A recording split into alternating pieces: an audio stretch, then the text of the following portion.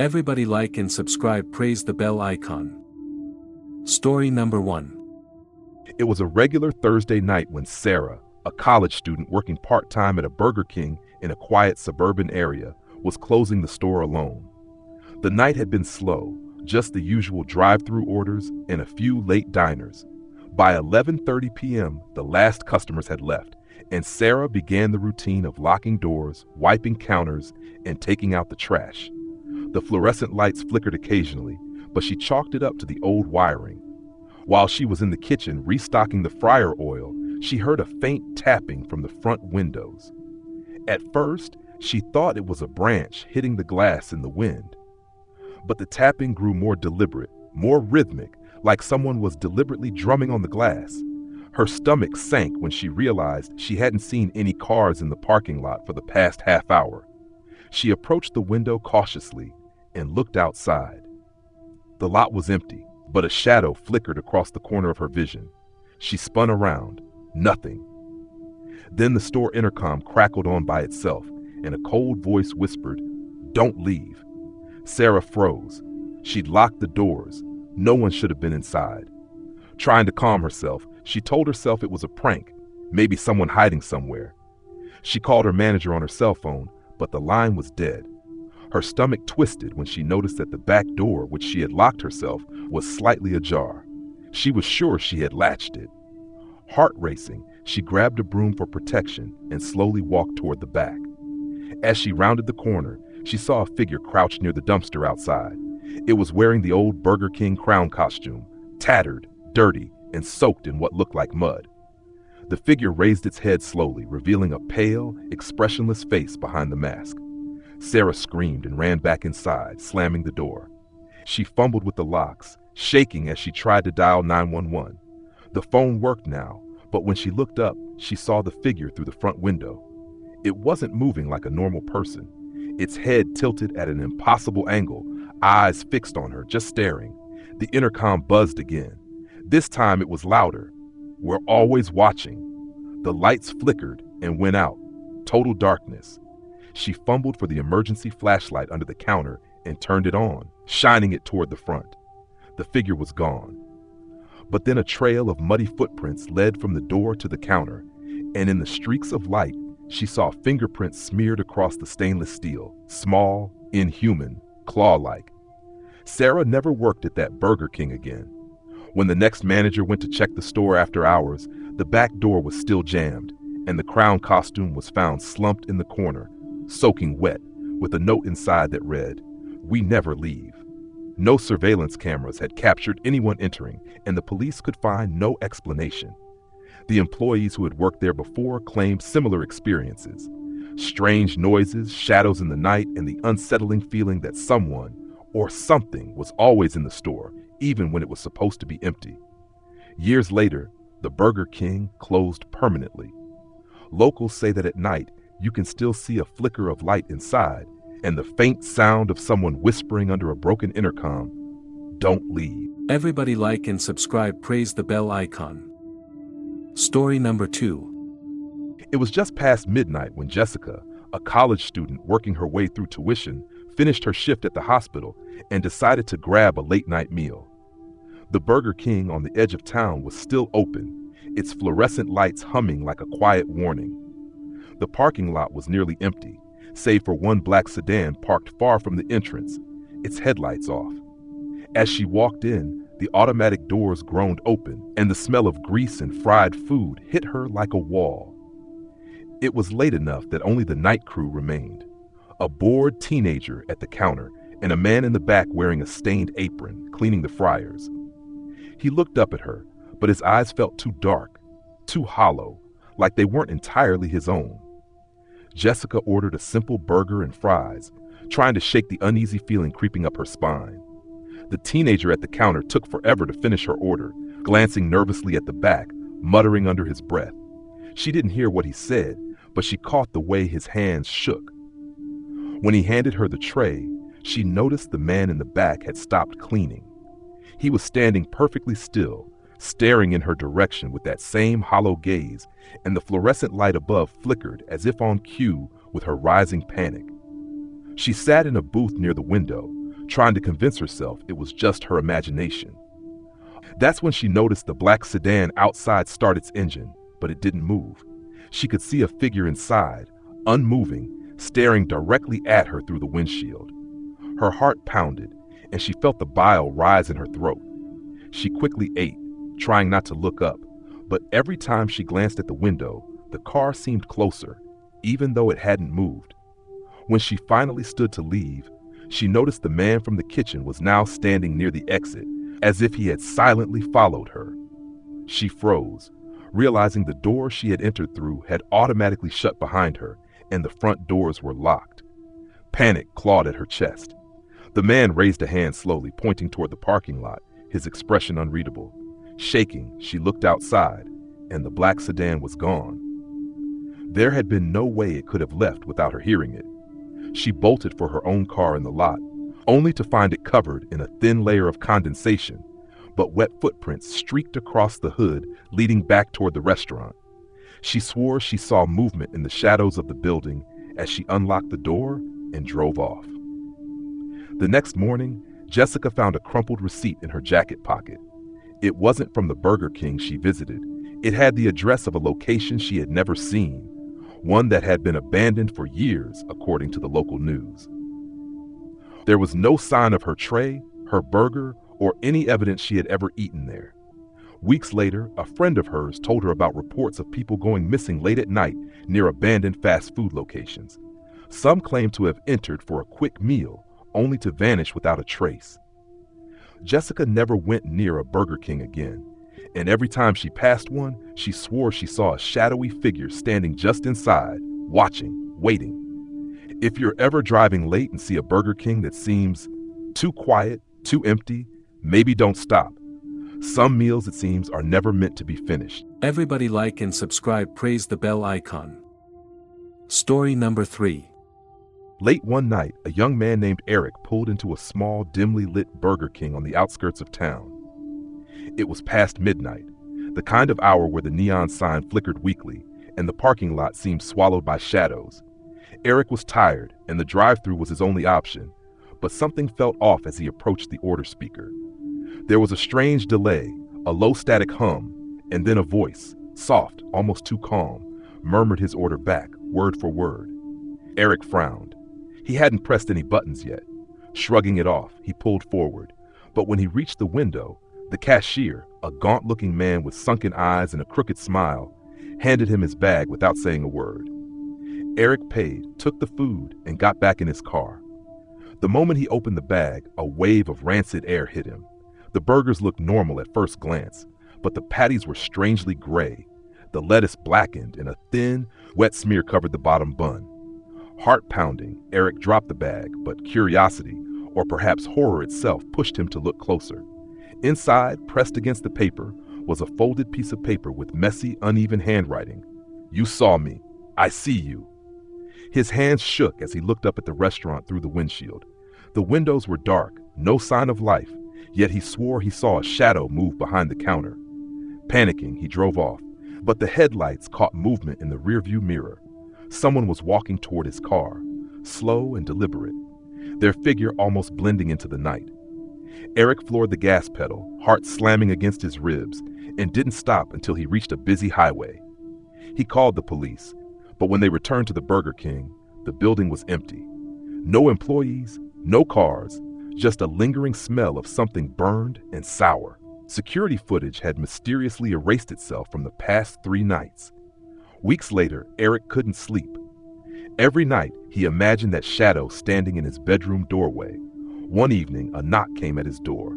Trembling, he opened it, and the same gaunt man from that Burger King night stood there holding a paper bag. In the same crooked smile, he said, "I brought the new menu. It's your turn." Eric never opened the door again, and the Burger King down the road closed shortly afterward. Locals whispered that some nights, if you drive by, you can still hear the faint hum of the order speaker repeating names one by one. Everybody like and subscribe, praise the bell icon. Story number 4. It was a normal Friday night when Kevin, a college student working a late shift at a Burger King on the outskirts of a sleepy town, noticed something off. The store was nearly empty, just the flickering neon signs and the hum of the freezers. Most nights, the silence was comforting, a break from the chaos of school and social life. But tonight it felt oppressive, like the air itself was watching him. Kevin was in the back, restocking the soda machine, when he heard the chime at the front door. He looked up, expecting the usual late-night wanderer or delivery driver, but the lobby was empty. Confused, he called out, "Hello?" No answer. Shrugging, he went back to his task, thinking someone had left the door open and triggered the sensor.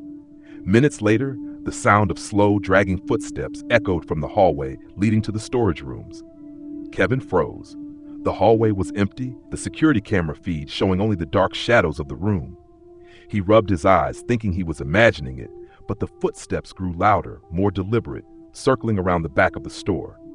Then came the voice, a low, rasping whisper right behind him. "I see you." Kevin spun around, heart pounding, but no one was there. The lights flickered and the air grew icy cold. He grabbed the nearest mop handle like a weapon, telling himself it was probably some prank, maybe a homeless person hiding in the ventilation system. But then the smell hit him, rotten meat mixed with the unmistakable sweetness of fast food grease, heavy and cloying. It wasn't coming from the kitchen. It was coming from nowhere.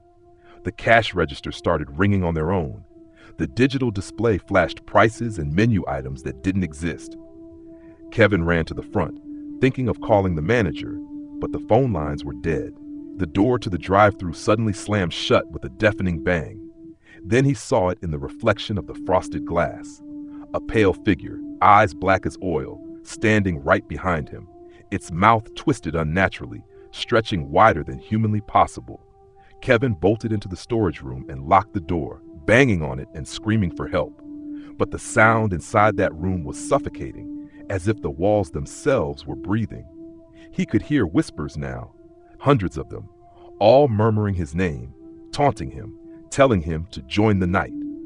The freezer section rattled violently, and the door to the walk-in swung open, revealing nothing but endless darkness inside, deeper than the store could possibly hold. By the time the morning manager arrived, Kevin was gone.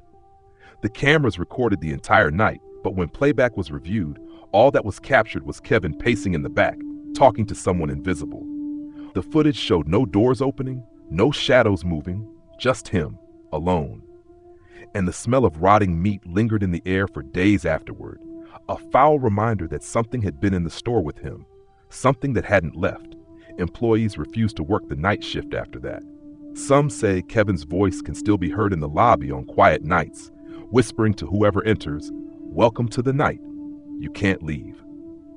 The Burger King closed down eventually, but those who pass by claim they can see flickering lights and smell that same putrid grease from the parking lot.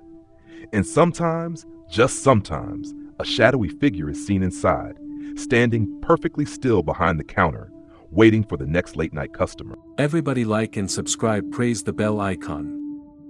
Story number 5. Late one night in a small town in the Midwest, a young man named Jason had just finished his shift at a nearby warehouse. He was exhausted and starving, so he decided to stop at the 24-hour Burger King on the outskirts of town. The parking lot was nearly empty, save for one beat-up sedan parked under a flickering streetlight. The air smelled faintly of gasoline from the nearby highway, mixed with the greasy scent of fast food. When Jason walked inside, the restaurant was eerily quiet. The fluorescent lights buzzed overhead, casting harsh shadows across the linoleum floor. He noticed that the usual chatter of employees and customers was missing. Only a single worker, a woman in her mid-40s with a tired expression, stood behind the counter. Her name tag read Linda, but her eyes were hollow, almost lifeless. Jason ordered a Whopper combo, paid, and found a booth near the back. As he sat down, he noticed something strange. The restaurant's cameras didn't display the usual security feed. Instead, the monitors showed grainy black and white footage of the inside of the restaurant, but with a figure standing where he was sitting. The figure wasn't moving, yet it was perfectly visible in every camera angle, staring directly at the counter. Jason's stomach dropped. He glanced back toward Linda, but she was staring blankly at the fryer, as if unaware of his presence. Moments later, a low hum began, almost like a whispering chant, coming from the vents above. The smell of charred meat became overwhelming, even though the grill appeared off. Jason's fries started twitching on their tray, as though something underneath the paper was wriggling. He looked closer and saw tiny black specks moving, crawling like insects across the fries. Panic rose in his chest. He grabbed his bag and rushed to the counter, ready to leave. But Linda's eyes finally met his, and they were not human. Dark, inky voids stared back at him, and her lips moved silently, forming words he could somehow hear inside his head. "You can't leave. Not tonight." Jason bolted toward the door. As he reached for the handle, it wouldn't budge. The lights flickered violently, plunging the restaurant into near darkness. The whispering grew louder, now echoing in his ears like hundreds of voices speaking in unison. Shadows crawled along the walls, stretching toward him like long, grasping fingers. He felt a cold hand on his shoulder and spun around, but no one was there. Finally, the door slammed open on its own. Jason didn't think, he just ran. He didn't look back until he reached his car, only to see the Burger King completely empty, doors locked, lights off. The sedan in the lot had vanished. He swore he could still hear faint whispering carried by the wind, calling his name. That night, Jason never returned to that Burger King. But the next day, when he checked online, the location was listed as permanently closed since 1998. Some nights, locals say, if you drive past the abandoned building under a flickering streetlight, you can hear the faint hiss of the fryer and a whisper in the dark, inviting you inside. And once you step through those doors, you might never come back. Everybody like and subscribe, praise the bell icon. Story number 6. Late one night, a young man named Ryan was finishing his shift at a nearby gas station in a small, nearly deserted town. He was exhausted, hungry, and craving something quick. The neon glow of the Burger King sign down the road caught his attention. The parking lot was nearly empty, the fluorescent lights inside flickering just slightly. He shrugged off the unease he felt and pulled in. Inside, the restaurant was eerily quiet. A single employee, a pale young woman with dark circles under her eyes, was at the counter. She barely looked up when he ordered a Whopper combo. Ryan noticed something strange. The kitchen lights were dim, and the fryers weren't on.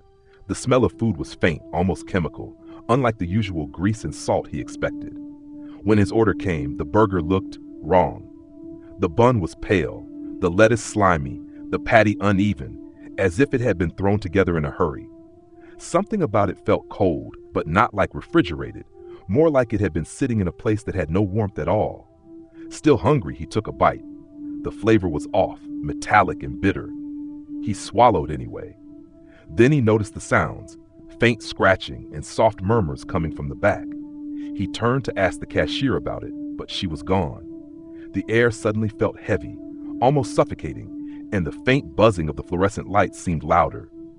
Ryan's stomach churned, and a wave of nausea hit him. He decided to leave, but the exit door jammed. Panicking, he ran to the counter. The young woman reappeared, smiling faintly, her eyes blacker than seemed possible. "You shouldn't have eaten that," she whispered. The words didn't come from her mouth alone. They seemed to echo from the walls themselves. The scratching grew louder, now accompanied by wet, dragging sounds. Ryan backed away and tripped over something on the floor. Looking down, he saw small, pale hands reaching out from beneath the tiles, clawing to get free. He stumbled toward the front, finally ripping the door open and sprinting into the night. He never looked back until he was miles away. The next day, he tried to tell the police, but the Burger King had vanished. No building, no sign, nothing in town records. The only thing left was a lingering metallic smell in his clothes and a faint scratching in his ears whenever he was alone. Months later, he swore he saw the same Burger King sign flickering on a distant highway.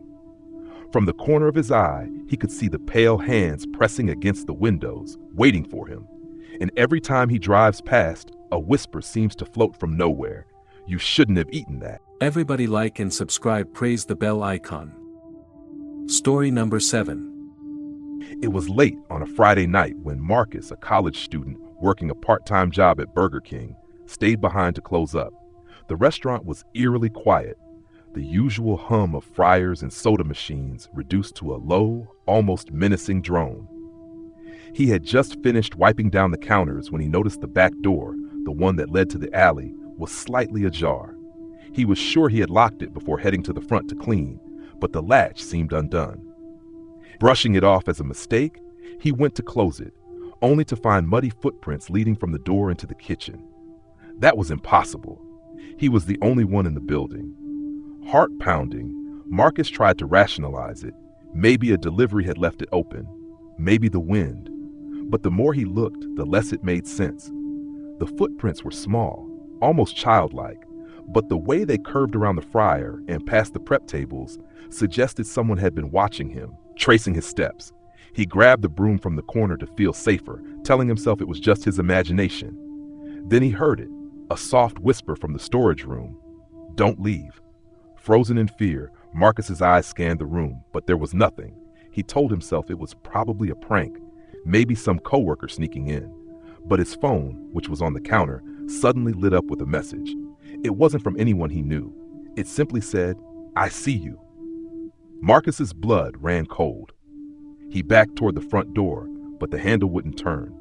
The whispers grew louder, like 1,000 voices just beyond comprehension, coming from the vents and the kitchen drains. In the reflection of the stainless steel fryers, he saw it, an outline of a figure crouched in the corner of the kitchen, impossibly thin, its head tilted at an unnatural angle, eyes glowing faintly red in the dim light. He swung the broom, but his arm went through empty air. The figure darted across the room with impossible speed, vanishing behind the soft drink machine. Marcus's instinct screamed at him to run, but his legs felt glued to the floor. Then he heard the soft, scraping sound of fingernails across tile, moving closer. His phone buzzed again. "Don't leave." Suddenly, the lights went out.